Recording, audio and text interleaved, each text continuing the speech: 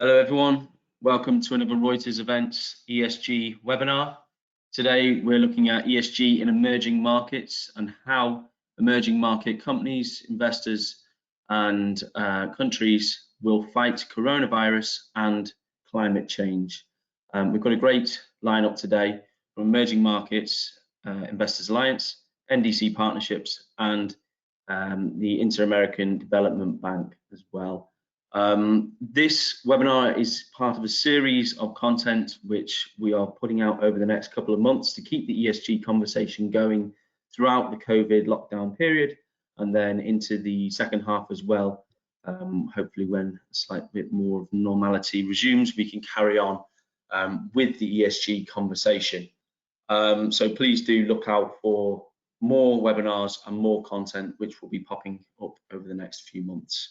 So without further ado, I'd like to hand you over to Claire, who will host this webinar.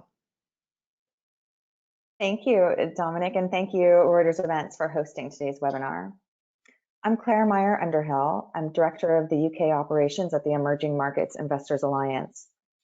The Alliance is a not-for-profit organization that enables institutional emerging market investors to support good governance, promote sustainable development, and improve investment performance in the governments and companies in which they invest. The Alliance seeks to raise awareness and advocate for these issues through collaboration among investors, companies and governments, and public policy experts.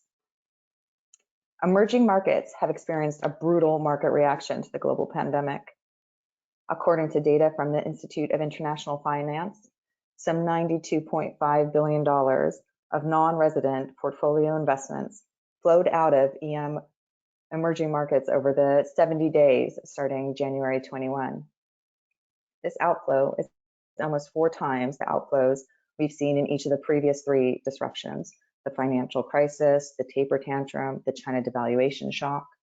Those outflows totaled less than 25 billion over the equivalent period. Unfortunately, the majority of emerging markets are only beginning to confront the health crisis. Is this the time to talk about sustainable policies in emerging markets? Yes. Talking about sustainability now means keeping the momentum going where countries are already focused on increasing transparency in public finances and fighting climate change. It means creating momentum elsewhere and rallying not only the international financial institutions to include sustainability conditionality, but also working with investors to advocate for that outcome as well. Please let me introduce today's speakers who will explore ESG in emerging markets and specifically the ability to fight a recession, COVID-19, and climate change.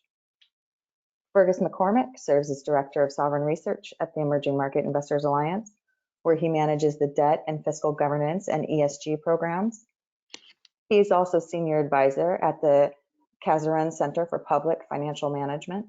Before this, Fergus was Chief Economist and Head of Sovereign Ratings at DBRS Morningstar, a Latin American economist at Morgan Stanley, and a global equity strategist at Bear Stearns.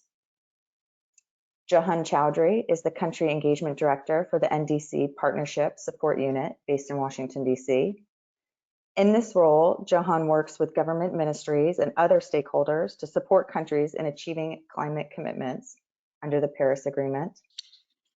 Before joining the NDC Partnership leadership team, Johan served as the head of the Office of the Director General for the Global Green Growth Institute and as a Senior Advisor for Climate and Green Funds at GGII. Previously, Johan served as a Chief Technical Advisor for the Rwanda Ministry of Finance and Economic Planning and a Senior Level Advisor for agencies at the UN and Green Climate Fund.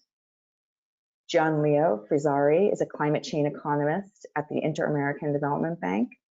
He focuses on climate finance and sustainable financial instruments for the public sector, sustainable solutions for public-private partnerships, and the integration of climate change considerations in financial regulation and supervision. Before joining IDB, Gian Leo was a senior analyst at the Climate Policy Initiative and a portfolio manager in the hedge funds and alternative asset space. Gian Leo holds a PhD in Science and Management of Climate Change from Kafurkowski University of Venice. We'll have some polls during the speakers' presentations, and please feel free to post your questions and we'll get them answered during our Q&A. And without further ado, I'll hand it over to Fergus. Thank you, Claire, and good morning. So today, I'm going to make the case for ESG. Let me just get my screen set up here.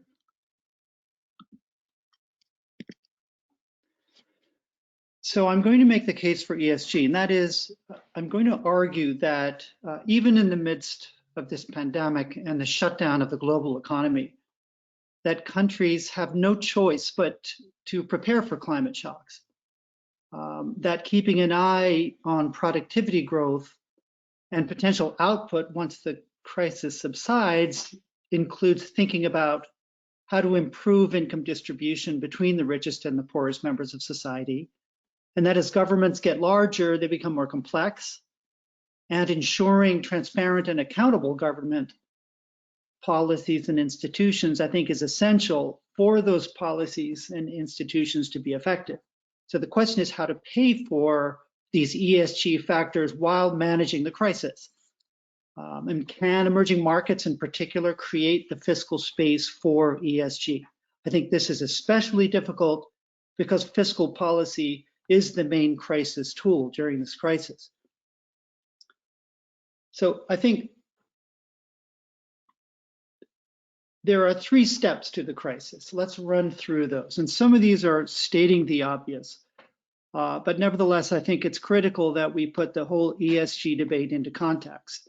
Now, the first step is, as we know, of course, fighting the pandemic. And according to the CDC, there are 2 phases. First is to flatten the curve and to lower the infection rate. And the second phase is to keep the infection rate low. And we have also seen significant public investment in testing and treatment and monitoring. The second stage is stabilizing the economy. Some of this has already begun, in which governments provide funds to relieve households and firms and possibly banks, later on down the line with liquidity, and multilateral institutions provide debt relief and liquidity support. The third step is stimulating aggregate demand. And this is the interesting part. I think as lockdowns ease, the pent-up demand drives the recovery. Here, there could be possible room in certain countries for investment and reallocation of spending, and mainly seeking external funding for ESG programs. And I know that this is a very delicate topic right now, but I also think there is a very clear role for the IMF to include green projects in conditionality for concessional loans. Now, turning to the first step, I think fighting the pandemic. So let me just, excuse me, let me get rid of that. There we go. So for all countries, I think controlling the virus is unquestionably going to determine the downturn, the scope of the recovery, the timing of the recovery. Phase 1 is the lockdown. This is the phase in which we are in now. I think in developed markets, flattening the curve is fairly predictable. That said, I think the testing has been very slow. It's been very partial, and it's unclear who has the virus and who has not. And therefore, I think controlling it is very inefficient. But the treatment is improving, and vaccine research is very promising. On the other hand, most emerging markets, healthcare systems are simply being overwhelmed by the crisis. They do not have the capacity to manage the pandemic. Testing has been slow or non-existent. Social distancing is difficult, if not impossible, in poor and very crowded cities. And then in phase 2, if emerging markets get to phase 2, there's a very strong possibility of herd immunity. In other words, widespread infection rates, a very high death toll, but a lower effect on growth. Bill Gates is projecting that the death rate in Africa alone could be 10 million. So that's a little less than 1% of 1.2 billion people. However, there are so many unknowns about the virus. We don't know how deadly it is. We don't know whether hot and humid weather slows the infection rate, what level of antibodies convey safety. So, for example, there's no evidence that people who have recovered from COVID-19 are actually protected from a second infection. So there are many unknowns. Now, I'm going to pause there before going to step two to go to our first poll. And Dominic, if you could please pull that up. And the question is, looking past COVID and the economic downturn, what do you consider to be the most important ESG issue for emerging markets? And you have three responses. One is preparing for climate change. The other is improving social equality and income distribution. And the third is improving governance. And I'll give you a few seconds to respond.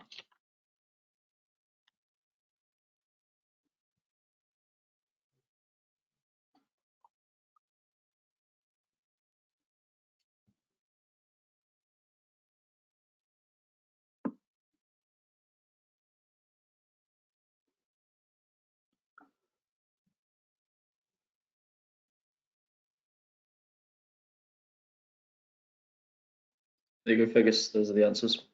All right. Looks as though no one has responded, but we will continue. Fergus, can you not see the answers? I can't from my screen. Okay, that's unfortunate, but I can read the answers out to you. So preparing for climate change is 25%. Improving social equality and income distribution is 46%, and improving governance is 30%. Interesting. One would have thought that climate change would have taken a greater percentage than the need for equality. That's a fascinating response.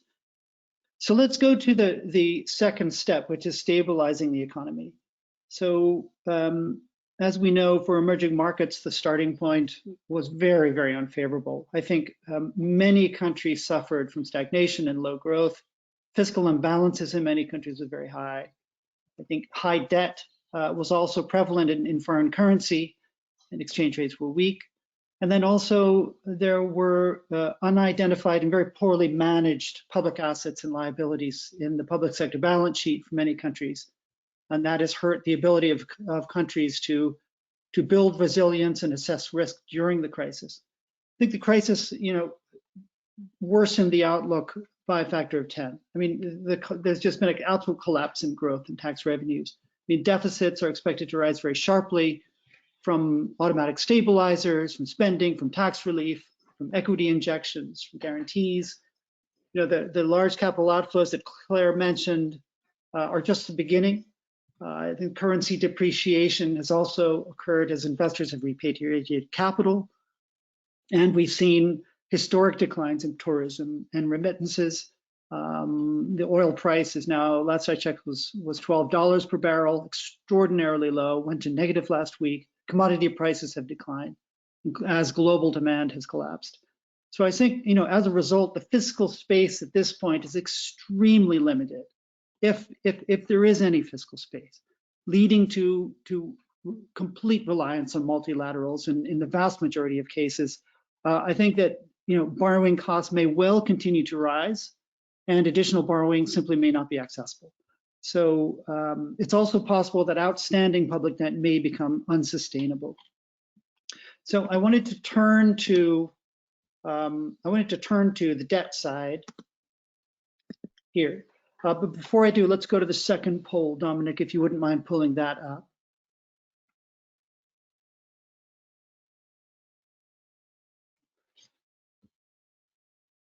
Okay, and I'll just read it then. So the question is, what is the most urgent issue emerging markets face today? The first is preventing the virus from spreading and treating the infected. Second, limiting the economic damage and supporting households and firms. And third, seeking the best IMF program or G20 umbrella program to stabilize the economy. And I'll give you 30 seconds to respond.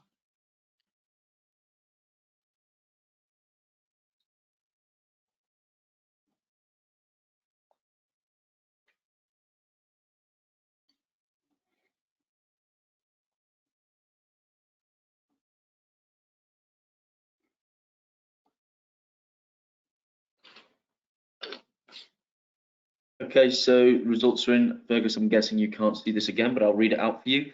So it's pretty conclusive. 53% preventing the virus from spreading and treating the infected.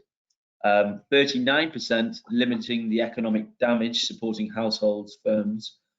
And then with just 8% seeking the best IMF program to stabilize the economy. Great, thank you, Dominic. So let me address debt sustainability. It's an essential part of the stabilizing of the economy.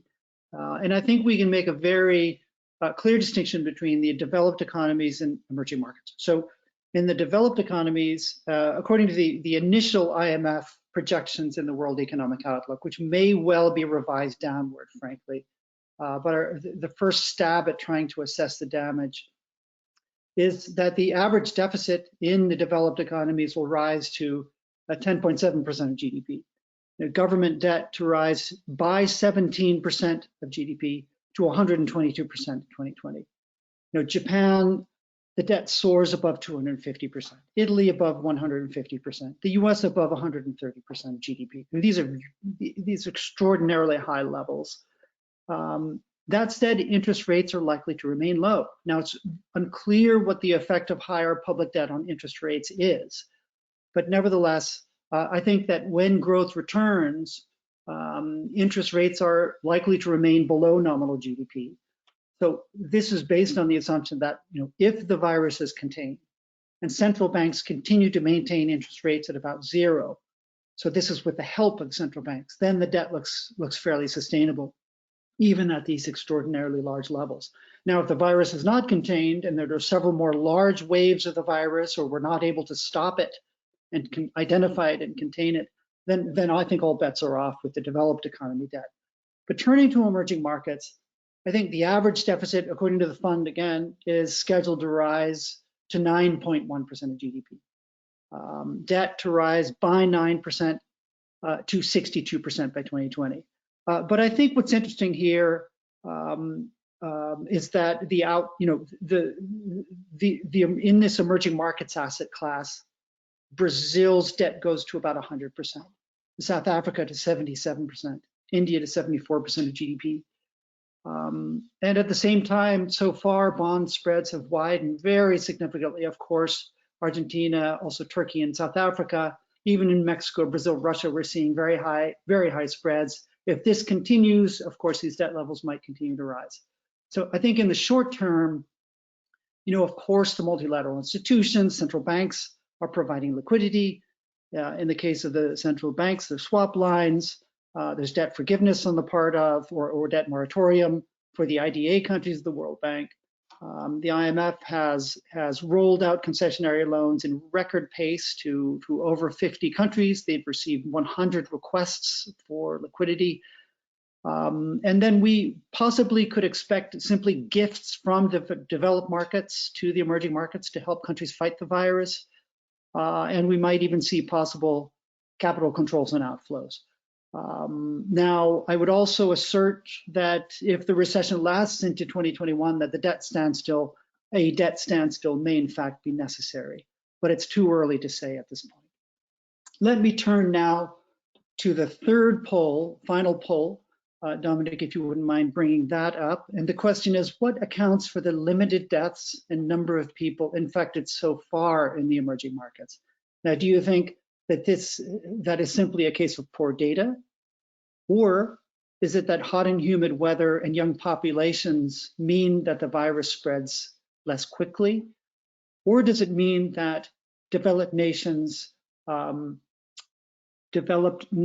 less frequent vaccination programs? Oh, there is a theory out there that people in emerging markets have received tuberculosis vaccines, and that may be having an effect. Whereas in the developed markets, TB has been eliminated, and therefore there are no vaccines there. So those are the three questions. We'll give you 30 seconds.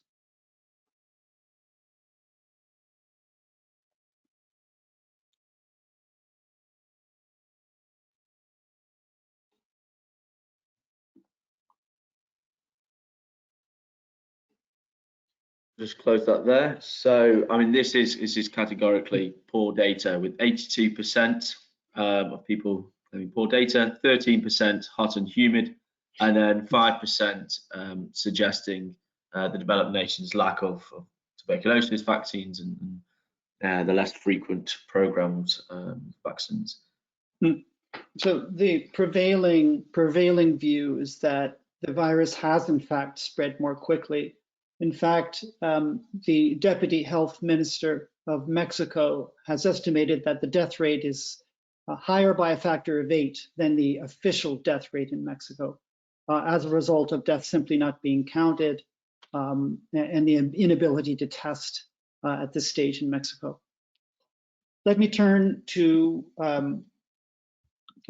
my last slide here, stimulating aggregate demand. So this is the third step. So in terms of restarting demand, so clearly pent-up demand is going to drive the recovery once the lockdowns ease. It is critical that governments maintain flexibility to intervene, however. There may be possible room, as I mentioned, for public investment or a reallocation of spending to ESG programs. More likely, I think, for emerging markets, funding will come from abroad, from the IMF and elsewhere. There's also, I think, a clear role for the IMF in its conditionality to jumpstart green projects. If you look carefully at some of the loans that have been dispersed, there are suggestions that the buildup in infrastructure following the crisis include green projects, but they're simply suggestions. And this is, of course, a very, very delicate topic to bring up at this point, but nevertheless, I think it's essential that it be on the table. And then finally, it's important, I think, for governments to disclose the fiscal risks in particular, for government guarantees and the contingent liabilities, but also to properly assess balance sheet weakness. Transparency is critical. And transparency is also important to restore confidence and then to foster international coordination. So I think that the bottom line today is that the virus, in our view, really presents both a warning and an opportunity to address climate change. So emerging markets, I think, we're very clearly not prepared for the virus, for the pandemic, for this crisis. Developed economies were not prepared either, except for 1 or 2 exceptions. They're even less prepared. Emerging markets are even less prepared for the larger threat of more frequent and severe climate shocks.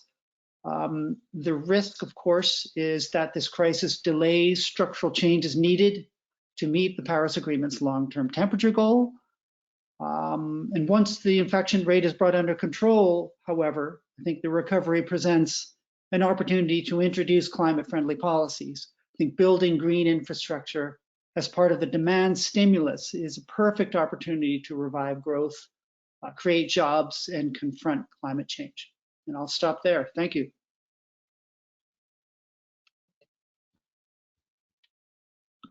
Now I'm going to turn it over to Jahan Chaudhry. Thank you, Fergus. Fascinating data. So as many of you probably already know, that 2020 is actually the year of action in the climate world, and what we are really experiencing is that when we need the capital, it's fleeing to safer harbor.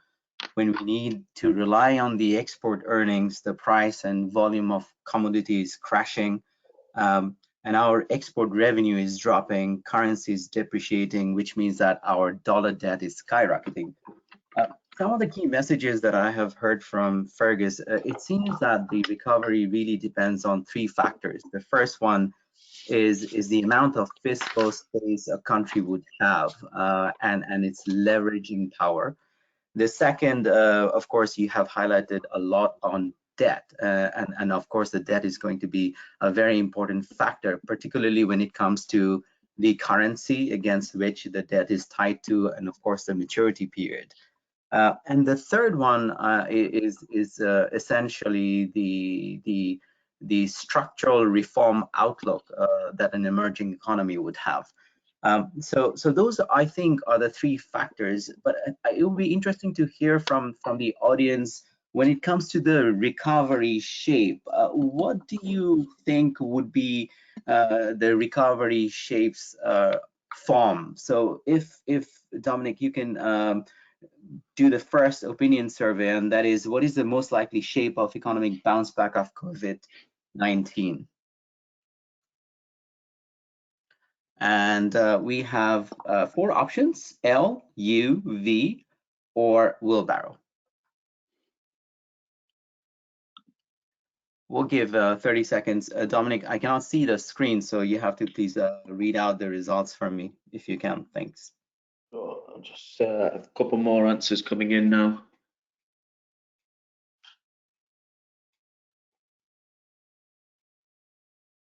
Okay, I'll close it there.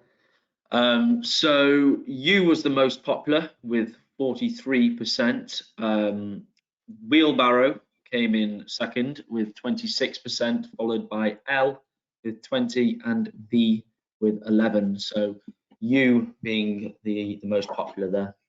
Interesting. Okay, great. We'll come back to this. But let's look into the macroeconomic data once again. And it's very important for us to understand that climate cannot be disconnected from the macro fiscal situation of a country. So if you take Morocco as an example, in 2015, when Morocco prepared its NDC, which is essentially the plan for implementation of the Paris Agreement, the total cost of implementation of that plan is $84 billion US. So that's 3.6% of the GDP of the country. Now, if you look at the unconditional commitment from Moroccan government, it is approximately 61%,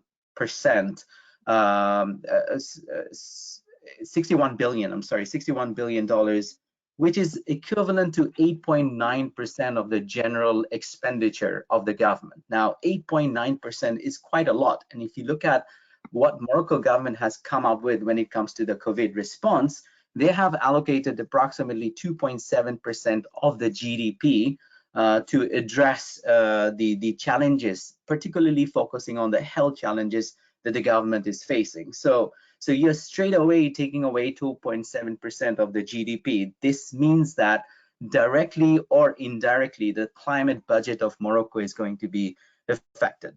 So we all know about the overall headline data when it comes to the economic impact, as IMF has predicted that by end of the year, we will see a -3% contraction. And what is unique about this particular situation is that it is a synchronized contraction. Not only we are seeing what's happening when it comes to the industrial world, but the same level of contraction that we are seeing in the emerging economies. And although we have also started comparing this contraction with what we have experienced in 2008 as part of the global financial crisis, I would say that this crisis is different for 3 different reasons. The first one is that if you look back in 2008, the country economies were not necessarily so connected with the financial market. So the interconnection was not so prominent. If you look at the fiscal situation, and Fergus was given an example of Brazil, that Brazil debt to GDP ratio is almost 100%. But if you go back to 2008, the debt to GDP ratio for Brazil was 58%. Another remarkable aspect of the global financial crisis was that the growth was not deviated much from China's 9.4% growth. It did not deviate much from the target. And in fact, it injected 8% of its GDP as part of its stimulus package, which really helped the Asian countries to pull out from that crisis. That is not going to happen during this particular crisis. I mean, if you look at the China economy in the first quarter, they have lost $220 billion US, which is equivalent to the entire GDP of Bangladesh for one year. So at a macro level, we are seeing a total loss of approximately $9 trillion US, which is greater than the economies of Japan and Germany combined. So that is the depth of the crisis that we are looking into. The other thing that is happening is, of course, again, what we have mentioned already is about the capital flight. And this capital flight has got a significant impact on emerging economies, particularly for those who are very much relying on external investment. And the situation was already pretty bad due to China, US, the trade conflict. So it's not that we have come to address this COVID situation with a fit macroeconomic situation. It was already troubled. We are also seeing, as Claire has mentioned in the beginning of our presentation, the market bonds. It's in a critical situation at this moment. If you look at South Africa, and South Africa is one of the countries where in 2020, they're focusing heavily on mitigation aspect when it comes to their climate plan. That was their plan before COVID situation hit. Prior to this, the government was only focusing on adaptation related actions in their climate plan. So the situation that South Africa is currently facing, where their credit rating is now considered as junk declared in March of 2020, what kind of impact that is going to have on South Africa's overall outlook when it comes to climate, and South Africa's overall commitment when it comes to climate budget is something that we need to watch out for. I also feel it's not just the debt situation and the capital flight. What we are also seeing is the depreciation of the currency. If you look at some of the emerging markets like Mexico, Russia, South Africa, the currency has already depreciated by 20% against the US dollar. If you look at the stock market in the emerging economies, it has again fell down by 20%, basically wiping out all the profit of 2017 to 2020. Tourism is again a big sector that is going to be affected. It's already being felt by many of the emerging economies. If you take Thailand, for example, 12% of the GDP of Thailand relies on tourism. If you go to Jamaica, 34% of Jamaica's revenue is dependent on tourism. And Jamaica is one of the few countries who is actually expanding the number of sectors that they want to focus on when it comes to their climate plan. So, for example, although energy was a primary focus in their current nationally determined contribution, their current climate action plan, going into the future, they want to focus on the waste sector, agriculture sector, and forestry sector. But this economic impact when it comes to the tourism is going to be translating into the climate budget. What would be the extent of that is something that we need to look into. The other factor, and this is where I'm going to stop, is about the remittance. $690 billion of remittance is now at risk. If you take Philippines as an example, the Philippines government relies remittance heavily. So 10% of its GDP is actually reliant on remittance coming from Filipino workers working abroad. And 30% of that remittance is going to be affected in 2020. So these all have a serious macroeconomic fiscal implications when it comes to the climate budget. The other unique part about this overall crisis is the level of uncertainty. Now, if you compare this particular crisis with what happened in 2003, the uncertainty is 3 times more than the SARS crisis. Uncertainty is 20 times more than what we have seen when it comes to the Ebola outbreak in 2014-15.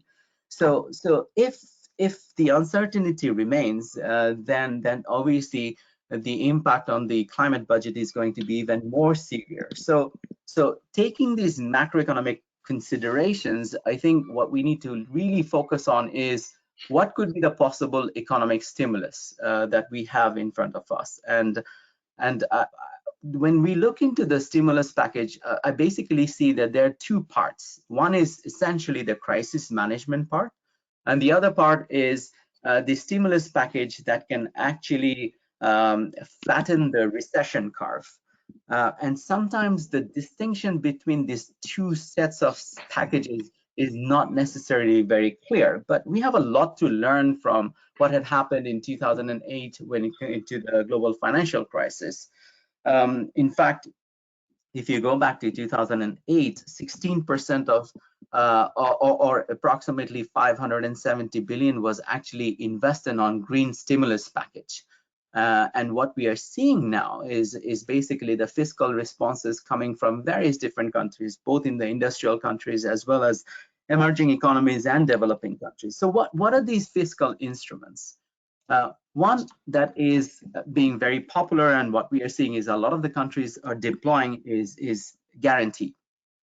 So if you look at the situation in Albania, for example, has launched a guarantee fund as part of the expansion of public sector wage package. So offering advanced wage to the employees, also looking into the private sector. And this is a similar model that we have seen when it came to 2008 financial crisis, particularly in the US, the reinvestment and recovery package, where the US government actually invested approximately $22 billion on renewable energy sector, and out of that, 6 billion was deployed using guarantee instrument, particularly focusing on new plant for renewable energy, and 3.4 billion approximately was launched for carbon capture and storage demonstration project at subsidies. So guarantee is a popular instrument, and there are mechanisms to ensure that the green principle is embedded in the guarantee instrument. Investment in infrastructure is another instrument. Already we are seeing and hearing talks about how, for example, you can bail out the aviation industry, particularly in Austria, by reducing number of regional and local flights and by encouraging them to use more energy efficient technology. If you look back at 2008, South Korea, for example, used this as one of the main instruments to get out of the crisis, and they heavily focused on two things. One is the high speed rail network, and the other one is bicycle track. So when we talk about infrastructure investment, and this is something that is probably going to be increasingly popular going forward, it is going to be extremely important that we also look into the co-benefits when it comes to the climate. So if you're building a road, how, for example, that road can also act as a flood barrier. If you're talking about health centers, how those health centers can also act as shelter for cyclones and flood. We know that approximately $320 billion have already been mobilized by bilateral and multilateral organizations. And this $320 billion investment has to ensure that the green principles are embedded in their investment. I want to now move to the second poll, Dominic, and the second poll is with recent currency depreciation of 15% against USD, which of the following country raised USD 4.7 billion with issuance of bond to battle against coronavirus?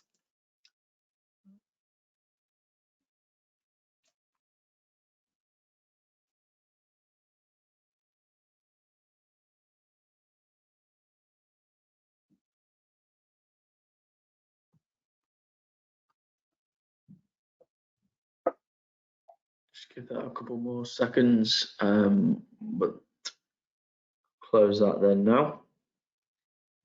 Okay, so the results are for 31% suggesting Indonesia, 23% suggesting Mexico, and 23% also suggesting the UAE, with 22% suggesting South Africa.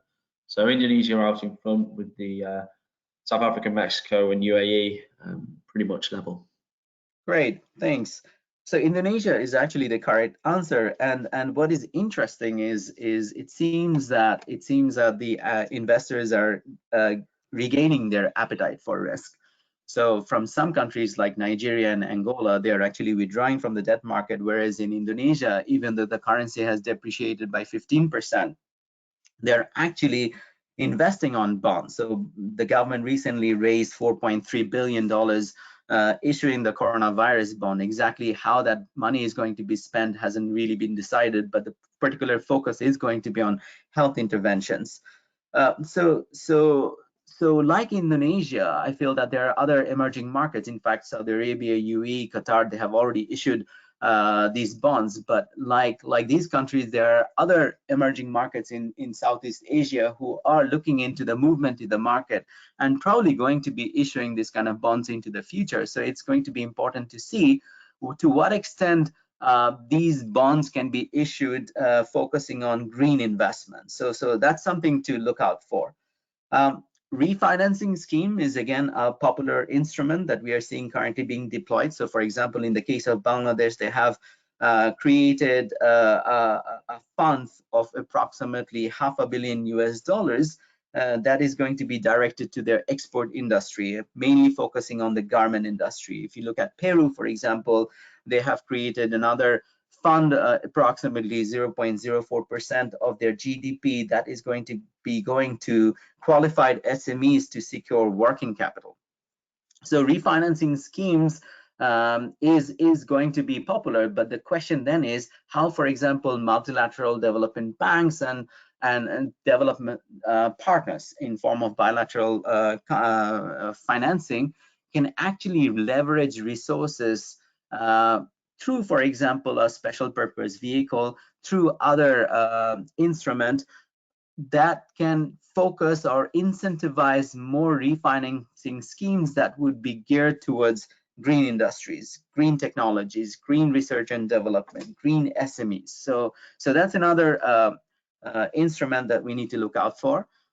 Tax credit, if you look at the US market, for example, there is already a lot of requests coming from the renewable energy industry to expand their tax credit for 2020. There is also a request to extend the tax credit to capture other related to renewable industries, for example, geothermal, carbon capture, etc. So again, a popular instrument that we can look out for and see to what extent these can be geared towards the renewable industry. Subsidized loans, if you look at Rwanda, the central bank has created a facility through which they are guaranteeing subsidized loans to SMEs.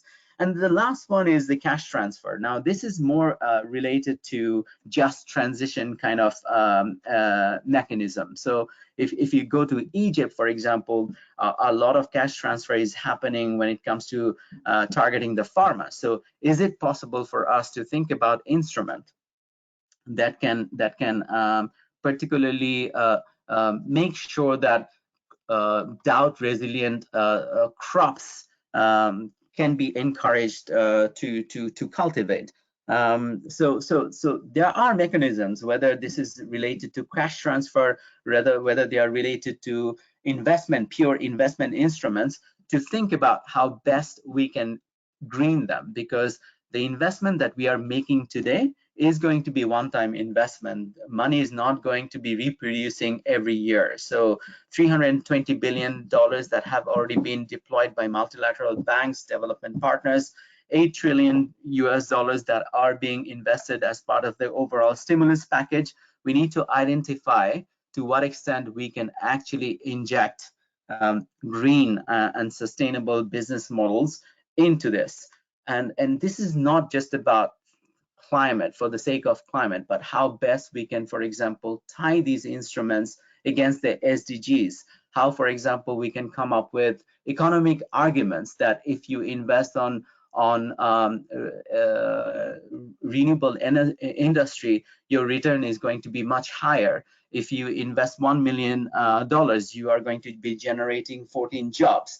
If you switch to energy efficiency technology, you will have 70% savings. So those are some of the things that we need to be aware of. And I think it is a stress test for the climate world, and this is a stress test related to climate governance, stress test related to climate finance, and stress test related to the overall coordination between the national entities and the international players. I'll stop here, Fergus and Claire.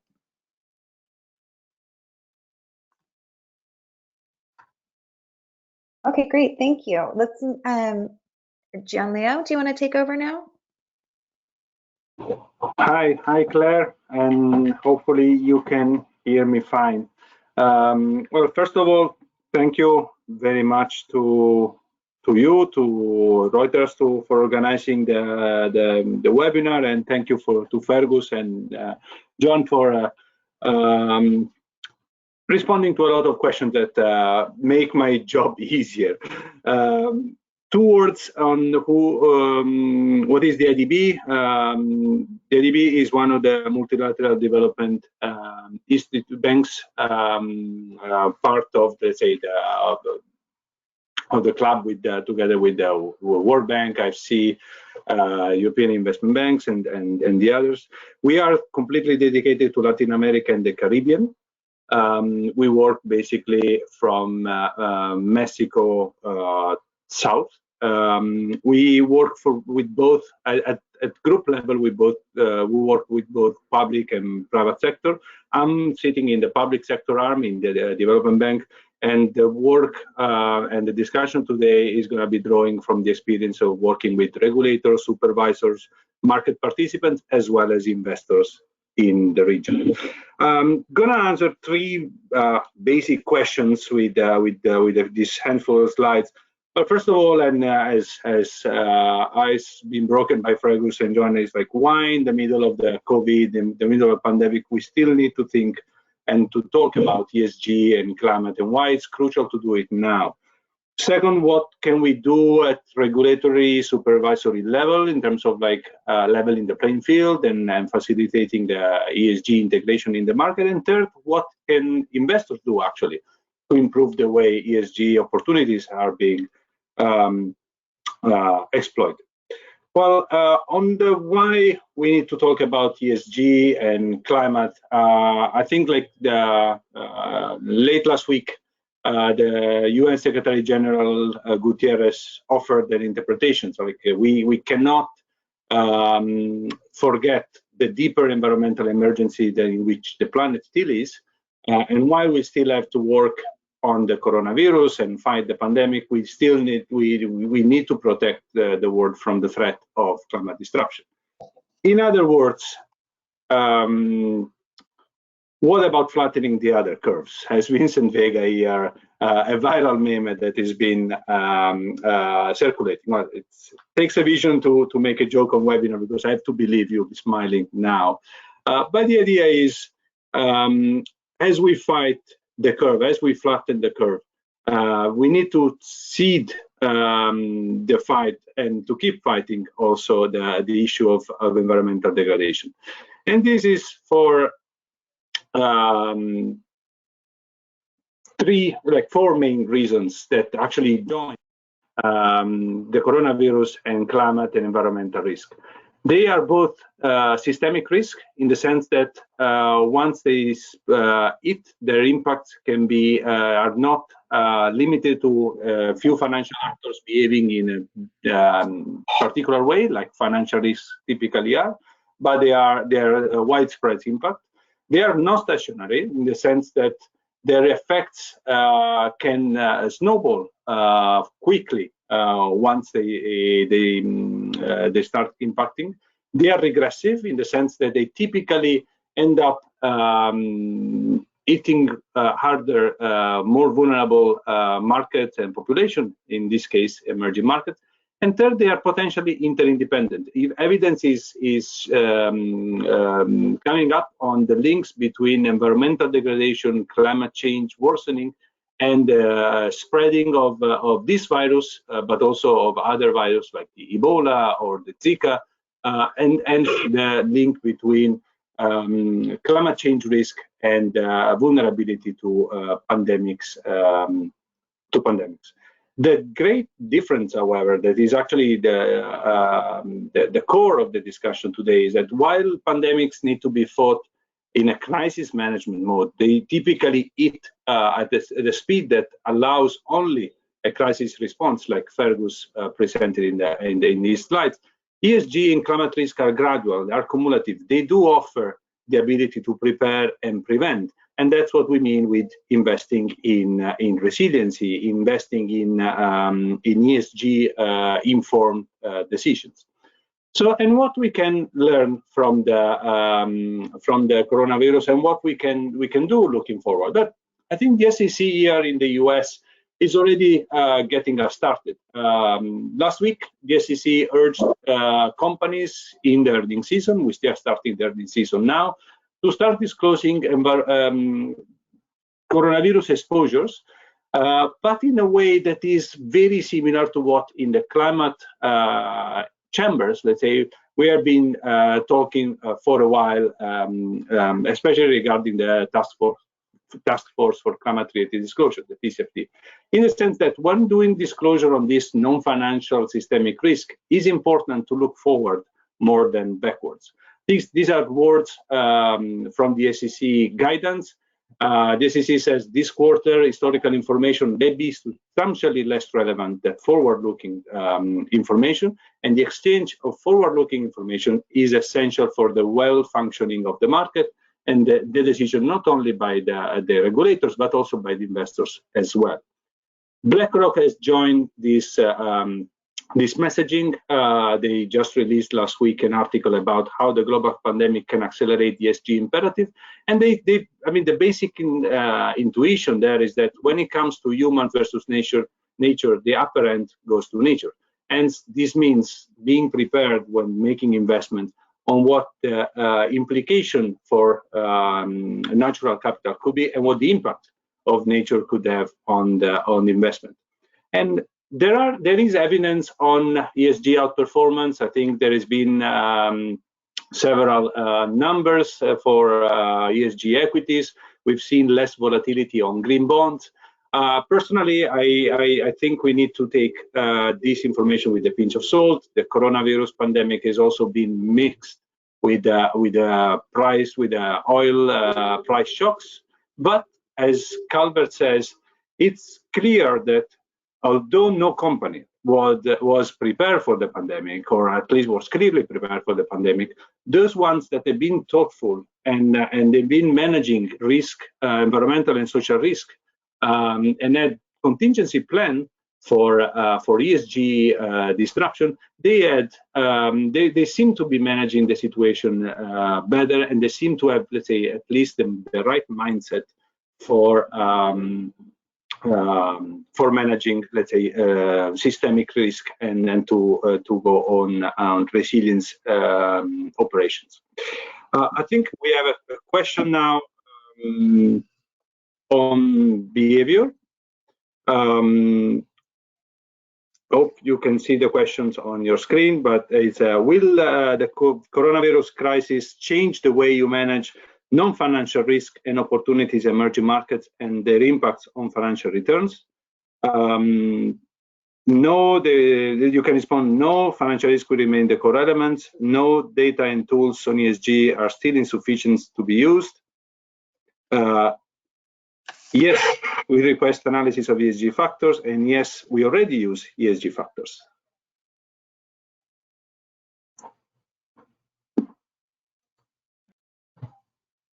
Yeah, just a couple more seconds with this one, and then I'll read out the answers. Okay, so the most common with 41%, yes, we will request analysis of ESG risk factors in due diligence. Second most is also yes, we already use ESG factors and will now expand to cover pandemics.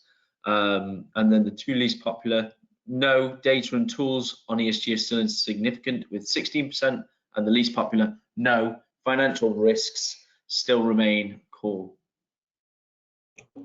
Well, I would say those are supportive insights for these discussions, and thank you for that. So, I mean, it comes to the question like, what can regulators and supervisors do? This is especially in emerging markets. And this is an insight from our analysis of climate risk and environmental risk in LAC, in Latin America. The link to the presentation is here in the bottom right corner. we started this analysis saying, okay, what are we doing in climate risk regulation? And you know, back in 2018, it seemed very little when taking this on a very narrow assessment of regulation. Is in the map here only the countries in red, keeping in mind that actually Paraguay is a regulation from last year, so it wouldn't be just the two, Peru and Brazil. However, when we expand on what is actually promoting transparency and better risk management in the market, it's just not regulation. It's also supervisory measures, so all the guidance from supervisors and regulators from central bank that are not set in stone in regulation yet, but are kind of like the moral suasion we're now being quite accustomed to. And in this case, as you can see, the picture gets more interesting with Mexico, Costa Rica, Colombia, Chile, where we have central banks, supervisors issuing declaratory statements, issuing work plans, or also like guidance materials to implement TCFD, to issue more green bonds, to actually disclose more ESG information. And finally, in our region, we also see a lot of private initiatives trying to self-discipline the market.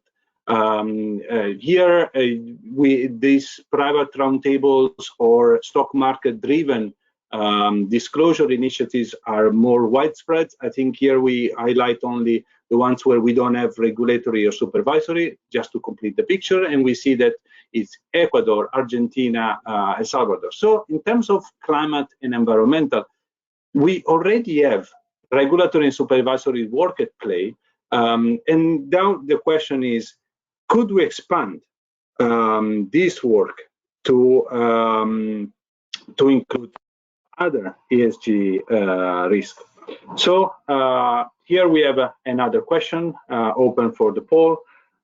Alongside the SEC asking to report on COVID exposure, do you think emerging market supervisors and regulators should demand more transparency on ESG for you to be able to build better investment portfolio and track performance better? And you can respond no or yes as you please. I don't think we'll need too long with this one. It's overwhelmingly in favor of yes. Forward-looking ESG disclosure supports screening with 97% of the vote there, and the other two taking 2% and 1% respectively. So yes is the answer to this one. Thank you. I think we've done a remarkable job in selecting the audience. And finally, it's like what you can do as investors. We ran a survey 2018, 2019 on who's investing in sustainable infrastructure in Latin America. We had a set of questions. I mean, you can see the results in the survey here in the link. I'm sure the material will be shared.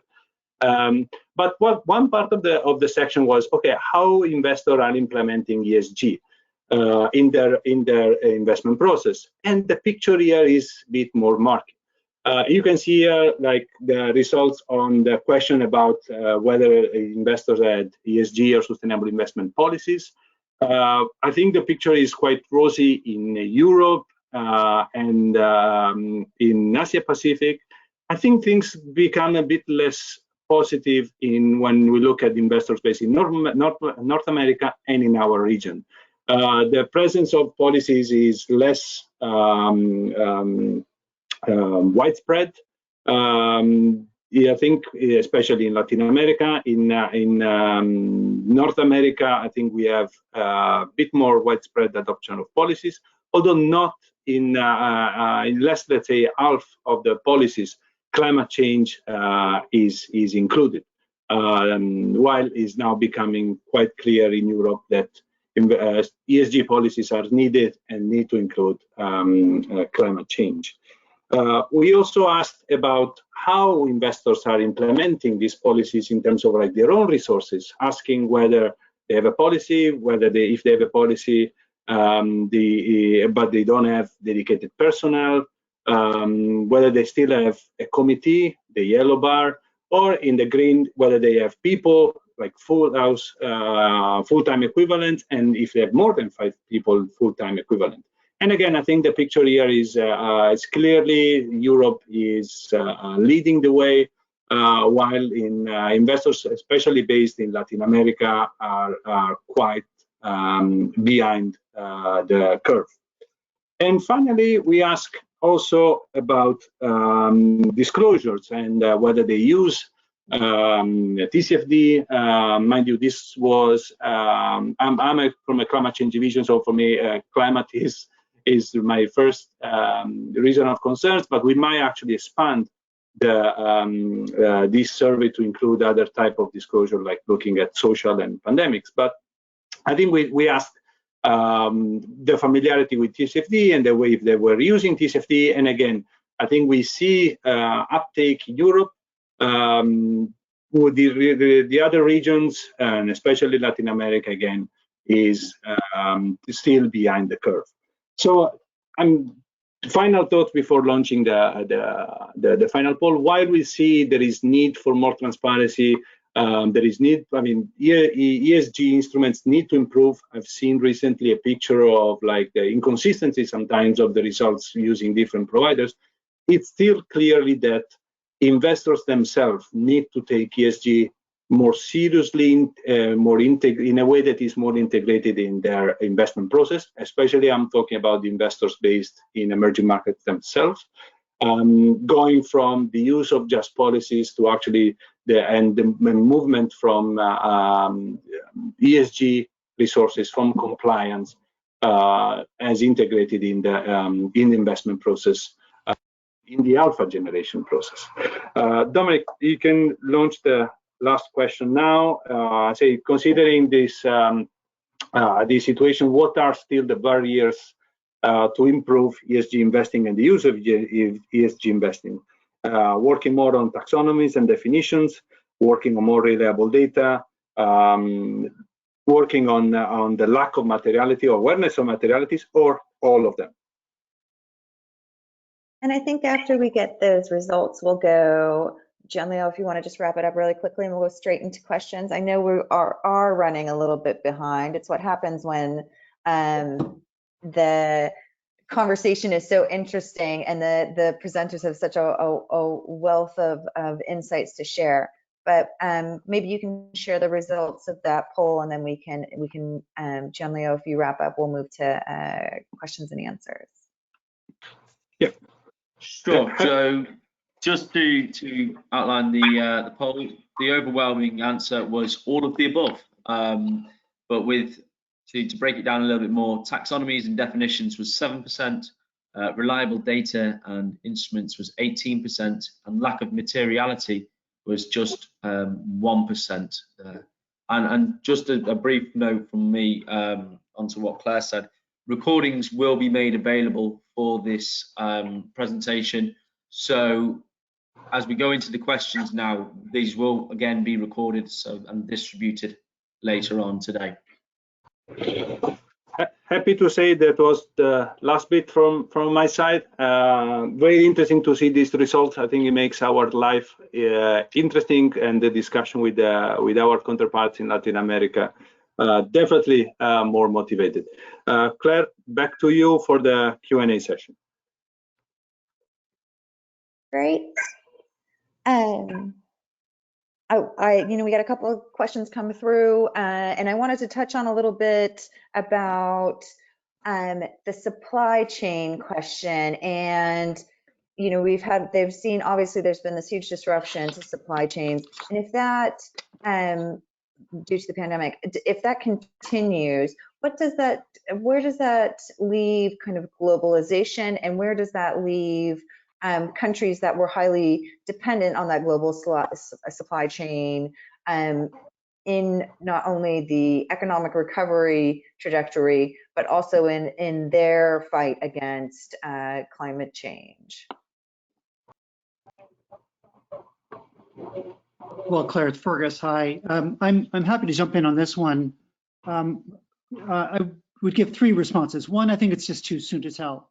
I think everything depends on the virus, on the duration of the virus, how successful we are at containing it. Second, though, I think that the international cooperation we've seen under the G20 umbrella for the debt moratorium, for example, and the unified speech and unified global response to the crisis is absolutely extraordinary and very supportive, I think, of continued globalization and cooperation. But third of all, very clearly, the before COVID virus, the BCV period, I think, was a time of escalating trade protectionism, which is not supportive at all. So I think it much depends on the duration of the crisis. But clearly, the South Africas, the Brazils of the world, the commodity exporters are being hit very, very hard by the crisis. Yeah, and if I may, this is Johan, and I think it really depends to what extent you are able to disconnect the supply chain from China. I think a couple of things that are important to reflect on. One is that the whole notion of globalization, the speed and the confidence that it was marching forward is certainly being questioned.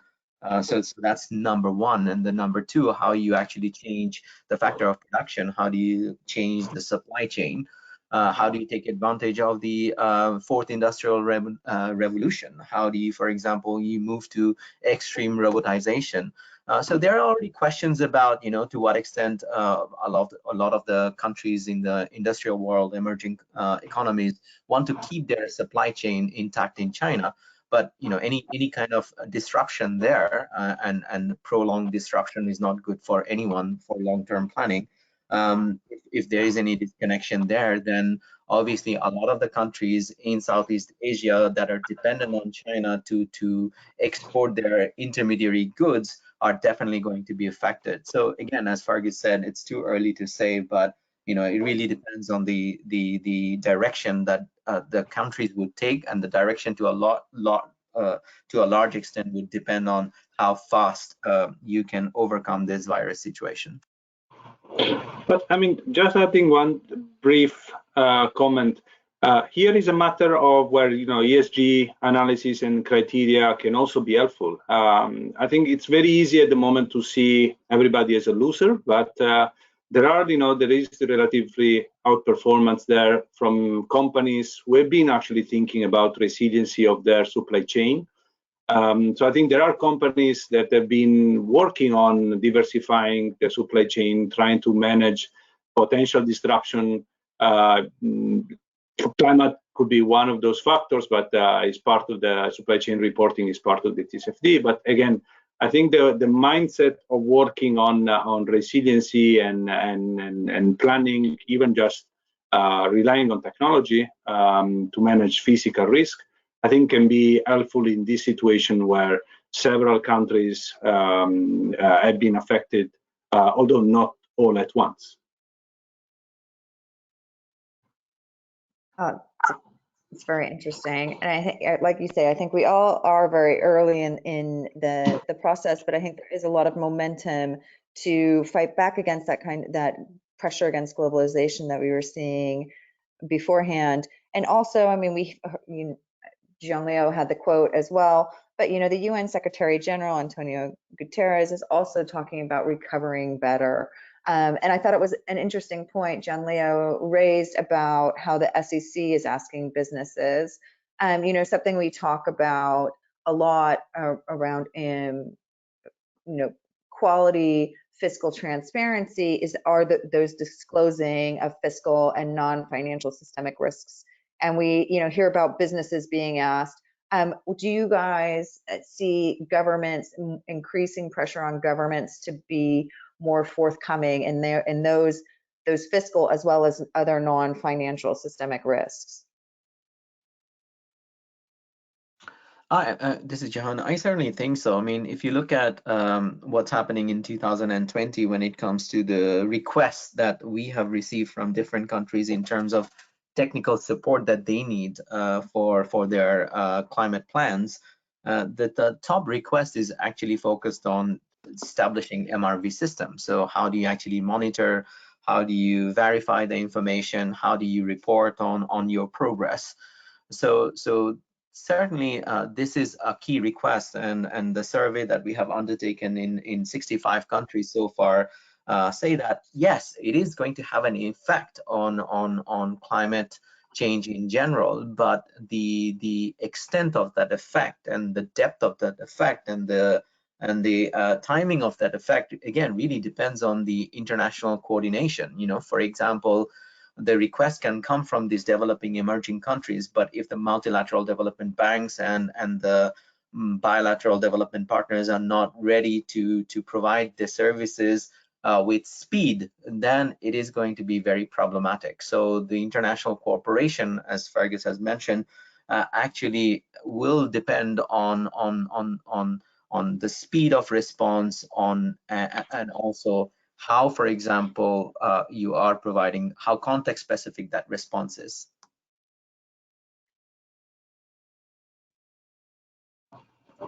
Yeah. Okay, thank you very much. Sorry, go ahead. No, I mean, just adding on John, I think this is something that we've seen already also from, let's say, international regulation as well. The IMF has been including non-financial systemic risk in the Article 4 analysis and FSAP. I think they've been quite vocal on climate. We'll see how they will now manage already also social vulnerabilities and inequality. We've seen credit rating agencies as well, including emphasis on ESG and in sovereign rating. So I think, as you know, the coronavirus pandemic shows, the occurrence of these systemic risks, although being non-financial, can have widespread financial repercussions that are relevant for sovereigns as well, not just for companies.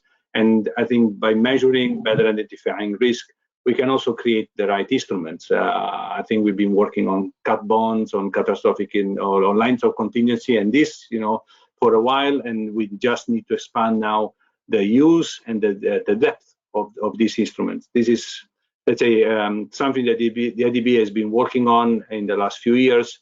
At the beginning, the main challenge was actually lack of demand or lack of interest. I think the market has quickly changed over that, and it would be interesting also to see investors' participation in this type of financial instruments. Thank you, guys. I think we're going to end it there since we are already a little bit over time. But this is a very important conversation, and we are just still very much in the early stages of the pandemic and learning so much more about the disease as the day goes on, but also, you know, trying to keep that momentum and establish that momentum where it hasn't kicked off yet on talking about ESG and addressing climate change and fiscal space in emerging markets, and how one doesn't overshadow the other as we go through this pandemic and the resulting economic fallout.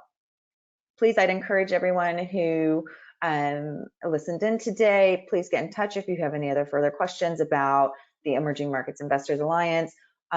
There's some great presentations from NDC Partnership and from the IDB that Johan and Gian Leo had posted in their presentations. Please dig into those, and if you have any questions, get in touch. We want to thank very much to Dominic, our great host at Reuters Events, who's kept us in line and also helped us in all the technology and supporting the big questions around ESG, and for us from Emerging Market Investors Alliance, specifically in EM. So thank you, everyone, and thank you to our panelists as well. Thank you, Claire. Thank you, Dominic, for organizing it. Thank you. Thanks, guys. Thank you, Claire. Thanks. Appreciate that. And thanks to our audience for hanging on in here for a little bit over time, but you know, really good content nonetheless, and lots of questions coming in, which shows great engagement on this topic. We are running another webinar later this week on Thursday with Boston Consulting Group, Legal & General, and HSBC. So if you're interested in that one, which is about ESG, again, in the midst of COVID-19, only not coming at it from the emerging markets side, but from this sort of mainstream and developed economies side. So if you're interested in that, please do feel free to get in touch with me. And likewise, we'll be doing a good deal more of these webinars over the coming months on our path back to normality. So thanks everyone. And, thank you. Thanks.